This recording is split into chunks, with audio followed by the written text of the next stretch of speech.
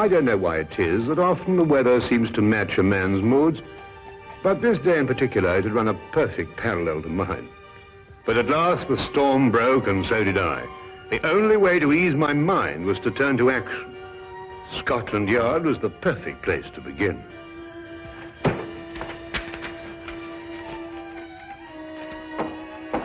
Inspector Lestrade, Wilkins, I must see him right away. I'm very sorry, Doctor. Inspector Lestrade's very busy. Will you tell him I'm here? I must see him. I'm very sorry, Doctor, but when Inspector Lestrade's in conference... Oh! You know, Dr. Watson.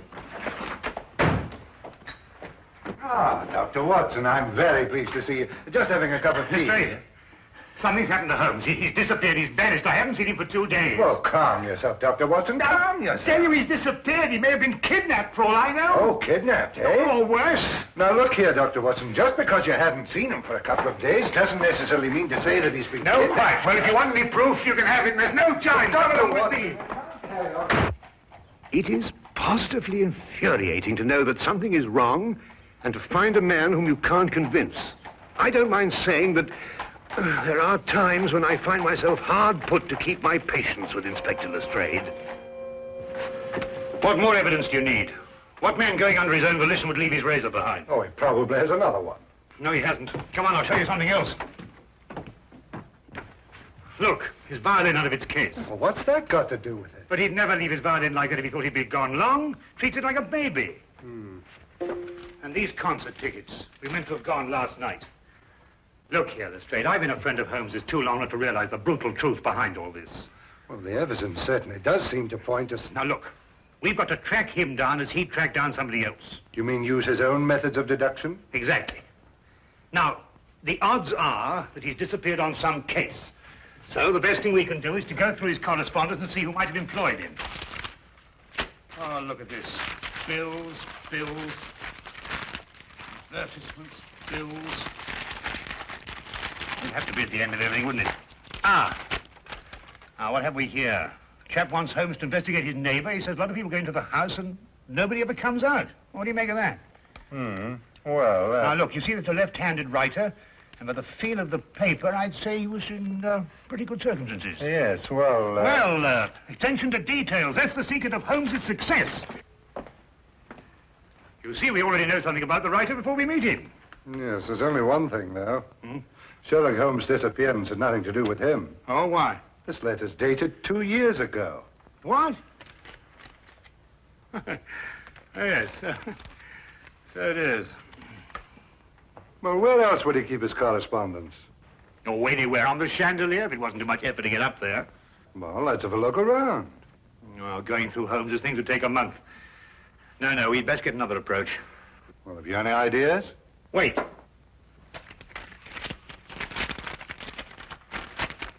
Dear sir, please call upon the undersigned at the earliest convenience on a matter of extreme urgency. Signed, John Smithson, Ye Quaint Old Curiosity Shop, 7 Bachelor Lane. It's dated 3 days ago. You know, this might be it. You're right. It is. Come on, Lestrade. Holmes' life may depend on our speed.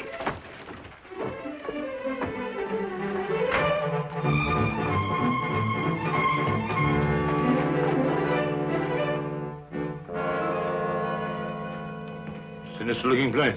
Well, it looks just like any other old curiosity shop to me. You think so? Then why was this Smithson so keen to get Holmes here, eh? Yes, interesting. What do you mean all this stuff in the window? I mean the stuff that isn't in the window. Look, I don't understand you, Dr. Watson. What do you mean? Well, it's perfectly obvious, isn't it? No. Oh, isn't it? Well, we won't get anywhere standing here. Come on. Wait a minute, Dr. Watson. I still don't know what you mean by all this stuff that isn't in the window. Come along, Lestrade.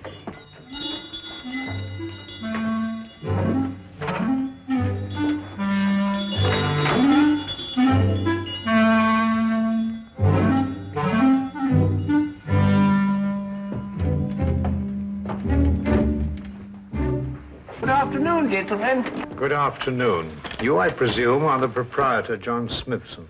Yes, that is correct, sir. That is correct. Well, I'm Dr. Watson, and this is Inspector Lestrade. We've come to inquire about Sherlock Holmes. Sherlock Holmes? Yes, a tall fella, thin. Wears a deer-stalking cap. I'm afraid I've never met the gentleman, no.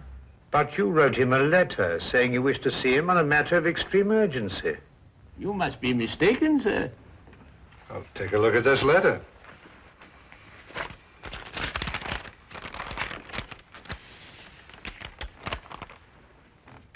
Is that your handwriting? Oh, it isn't anything like my handwriting. Here, I'll show you what my handwriting is like.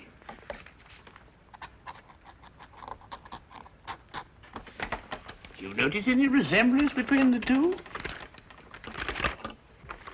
Well, no. Well, then who could have written it? I couldn't say. Perhaps a practical joke. At any rate, all is well here, and I'm fortunately in no need of help. Oh. Well, do you mind if we browse around a bit? Do browse indeed, gentlemen. I like to think of my shop as an oasis of tranquility in life's busy thoroughfare.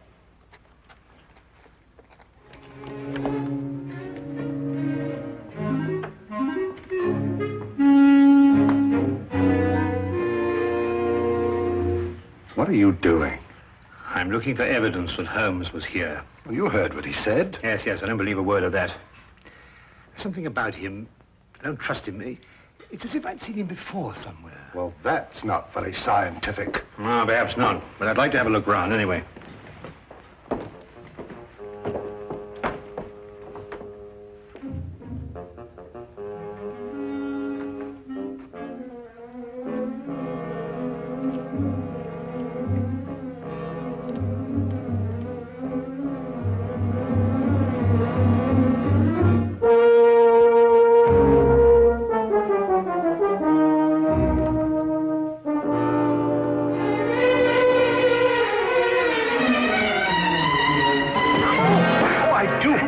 Quite all right. Oh, how clumsy of me. No, not at all. No, It was Mrs. all my fault. I wasn't looking where I was going. Of course. Thank Please. you. Not at all. Excuse me. Oh, charming. Charming. Yes, all right, to business.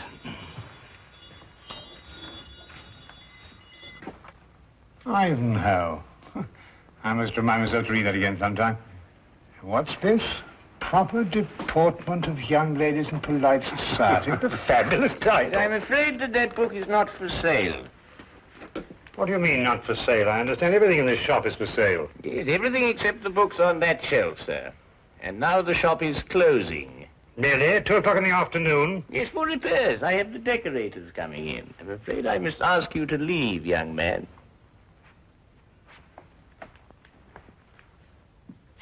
Cunning old rascal. Do you see how he tried to get rid of us, Lestrade? Oh, perhaps he has got some repairs to be done. Ah, nonsense.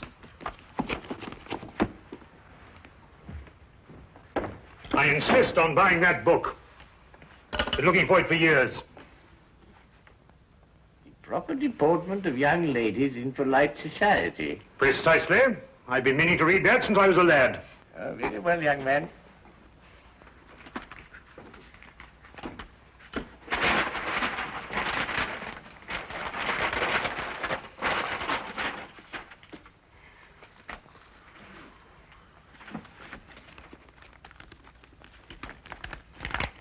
$1 please. Thank you. Thank you. Go on, Lestrade.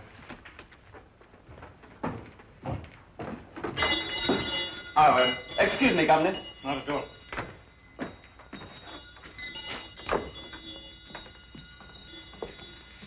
There's something about that Smithson I don't like. Look, this isn't the book I bought. It's much smaller. Safari through darkest Africa. Why, the chap's nothing but a crook. Oh, this is much more interesting than that other one. Look here. You and I are going straight on back in. Now listen, while I keep him in conversation, you scout around a bit. Well, he'll suspect we're up to something. No, of course he won't. Holmes and I did this in that red-headed league affair. Worked perfectly. Come on.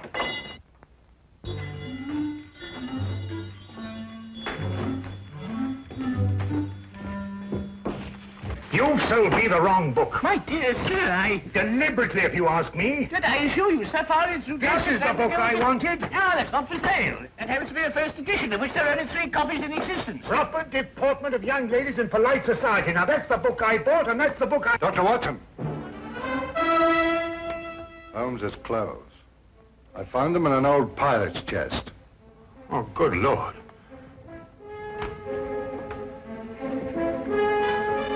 With bloodstains.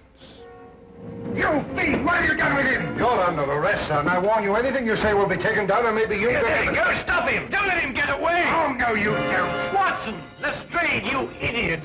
Get out of the way! Oh!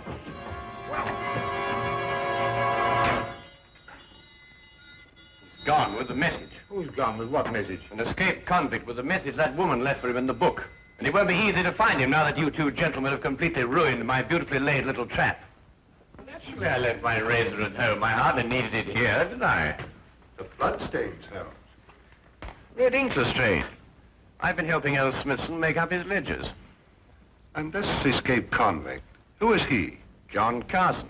I expect you've had a report on him. Carson? Why, he got a life sentence for killing a man with a cleaver. That's him. He was using this shop as a message center, planting and picking up messages here from that book that you were so intent on buying. Oh, yeah. Proper deportment for young ladies in polite society. Smithson recognized him when he first came in. It seems that Carson was once employed here, but the old gentleman was afraid to go to the police. Why? Because Carson threatened to kill him if he did, so he sent for me instead. Hence my little disguise. You were waiting to nab Carson when he came in here for a message. Exactly. Oh, and we ruined it all. Oh, that's all right, Watson. The best laid plans of mice and men, you know. However, if we can trace the girl, then That'll be as hard as tracing Carson himself. Oh, I don't think it'd be all that difficult. It seems the good doctor has something up his sleeve. Only the name and address where the girl works. Well, how the deuce do you know that? Well, when I knocked her handbag out of her hand, I found a piece of paper, and on it was her hours of work and salary due to her. With the letterhead of the shop on the paper? Well done, Watson. Oh, nothing really. Pierre's Dress Shop, 17 Cottington Street. You know, I'd say that girl had the look of a mannequin about her. Don't you agree? Well, you know, Watson, I'm almost afraid not to.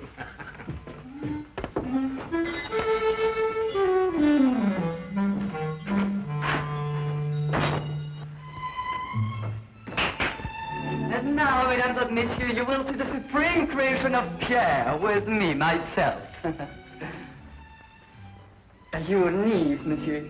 She will find this ensemble irresistible. You did say your niece, n'est-ce pas? Yeah. Returning for the holidays from school in Switzerland, sir. Yeah. Oh, it's exquisite, no? Such symmetry, such subtle lines.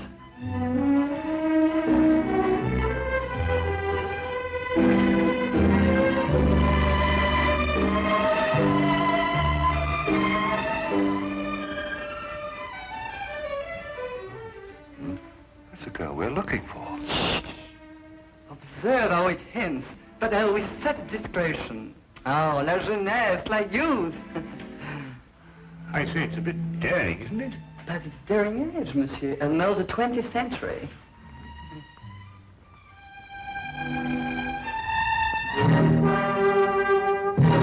I wonder, sir, if I might have a word with the young lady in private.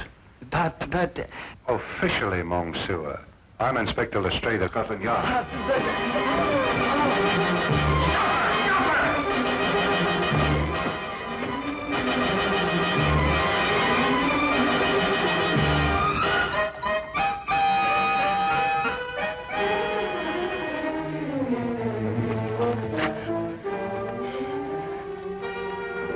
It really isn't any use, you know, even if you ran away.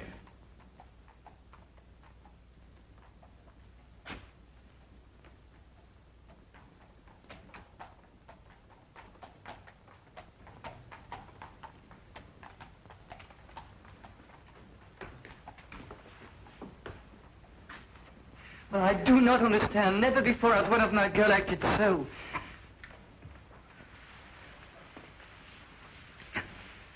Would you mind telling me where he's hiding now, miss? I don't know. I swear I don't. And yet you left a message for him. A gentleman friend gave me the message and told me to leave it in the book. Probably a pal of Carson's, if she's telling the truth. What was in the message? There was just a name and an address. I see. And what was the name? Jeremiah Westlake. I forget the address. Jeremiah Westlake. There was once a judge called Jeremiah Westlake. He retired several years ago. Yes, and I think we'll discover that Jeremiah Westlake was the judge who gave Carson his life sentence. And now Carson is looking for him. And now Carson is looking for him.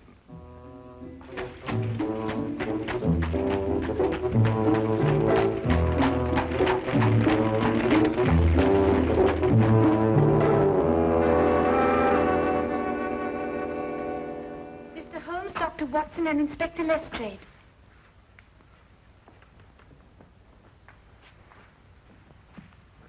Who's she talking to? Well, what do you want? Court's now in session. State your case.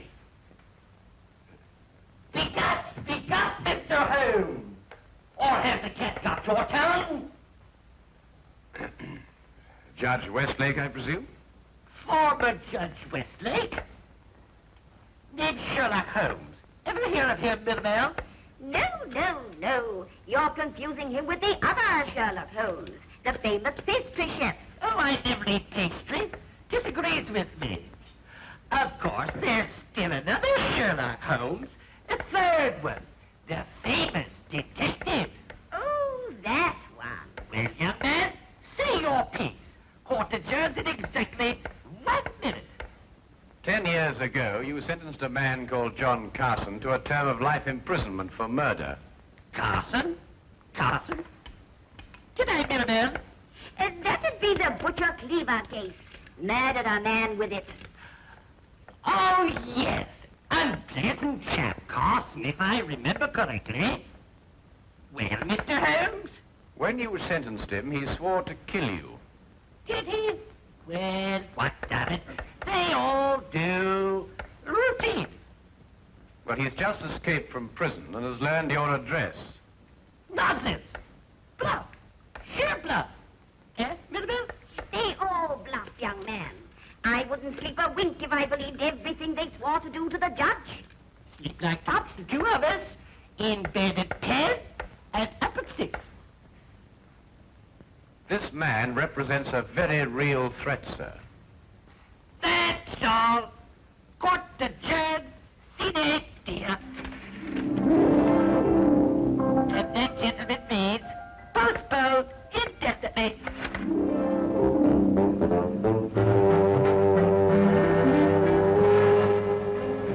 Do forgive us our little whimsy, gentlemen. A hobby, you know. They're our children, really. We have no others, you see. It's a delightful hobby, Mrs. Westlake. About this man Carson, sir. With your permission, I'd like to place a guard in the house. Until we apprehend him, of course. Oh, dear me, no. Tumbling heaven knows what all over the place. I wouldn't hear of it, Inspector. We appreciate it, though.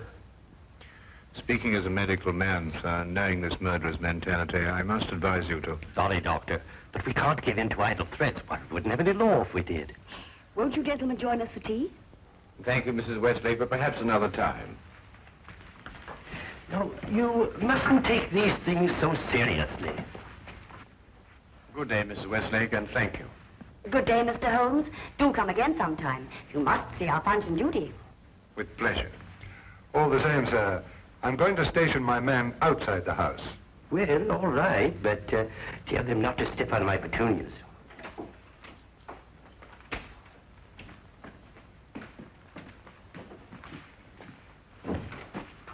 He says he's got a message for the judge, sir. I'm Westlake, my man. Here you are, Governor.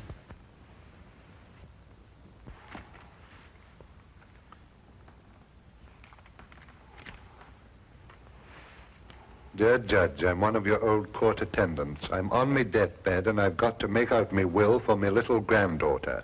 Will you come and help me and oblige? John Casket, 67 Clifton Road. Ever have a court attendant called John Casket, sir? Well, it's hard to say. I've had so many court attendants. Who gave you this note? Bloke on the street, sir. But he said to tell the judge he was in bed dying. What do you look like? How about this eye, sir? Thin face, seedy looking, if you know what I mean.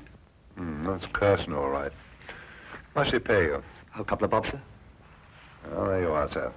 Just the sort of thing to send you off on an errand of mercy to your death. Dear me, I never cease to marvel at the duplicity of human nature. Can I get the 2 bob, sir? Oh, yes, yes. Oh, thank you, kindly. Well, Holmes, we've got him. 67 Clifton Road. Yes, Wilkins. Yes, sir. Get the men together. We're going to Clifton Road. Not so fast, Lestrade. This might be a ruse. Of course it's a ruse. Of another kind. To get you to abandon the police cordon round the house. Oh, I see what you mean. Oh, well, if that's his idea, he's in for a surprise. I'm going to keep the cordon here. Good idea, Lestrade. Now, don't you worry, sir. Why, not the least bit alarmed, sir. I'm going to have my tea.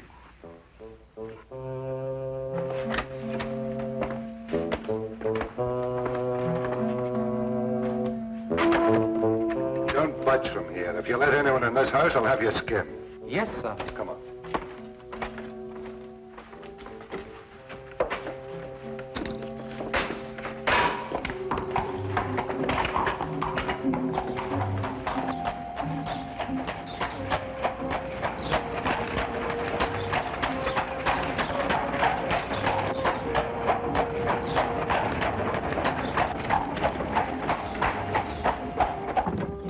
We'll nab him either way.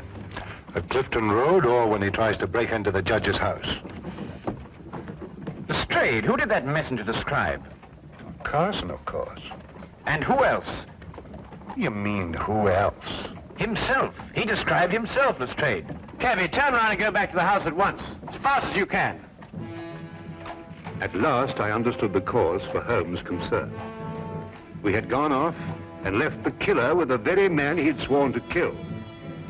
John Carson wasn't the kind of man to miss an opportunity like this. He was there, and we were not. There was nothing left for us to do but hope, and every passing second was against us.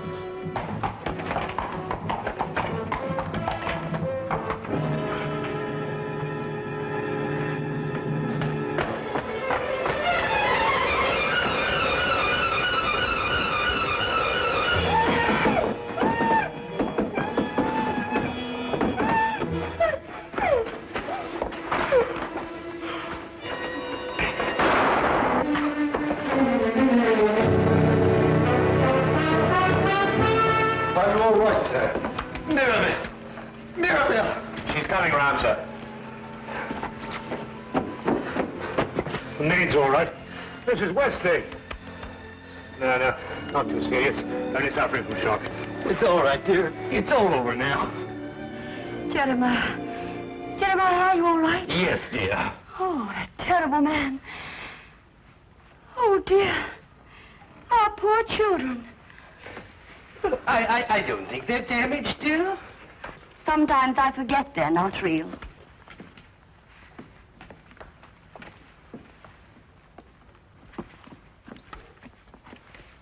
Of course we're real.